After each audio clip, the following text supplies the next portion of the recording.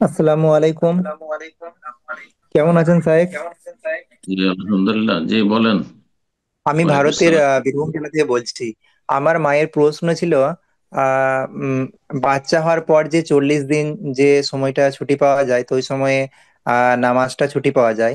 তো সেই সময় যদি রমজান মাস যদি আগমন হয়, তাহলে কি রোজার কি ছুটি হবে? 40 দিন যদি ব্লিডিং চলতে থাকে কন্টিনিউ, তাহলে কিন্তু 40 দিন এই ছুটির মতো দুনিয়ার ছুটির মতো ছুটি নয়।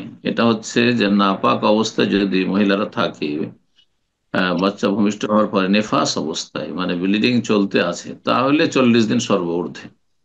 যদি 15 দিন, অধিকাংশ মহিলাদের 20-22 দিনে ব্লিডিং থেমে যায়, তাহলে গোসল করে সেই দিন থেকে সালাত আদায় করা ফরজ, তখন কোনো ছাড় নেই। আর সিয়ামের ক্ষেত্রে হ্যাঁ, নামাজ মাফ। যেমন মাসিক অবস্থায় যেমন নামাজ সালাত মাফ, এই অবস্থায় নেফাস অবস্থায় যতদিন ব্লিডিং চলবে। আর রমজান মাস চলে আসলে রোজাগুলি কাজা করতে হবে, কারণ রোজা রাখা যায় নয় তখন। পরে রোজাগুলি আদায় করতে হবে, সিয়াম পরে কাজা করতে হবে। জি। আসসালামু আলাইকুম।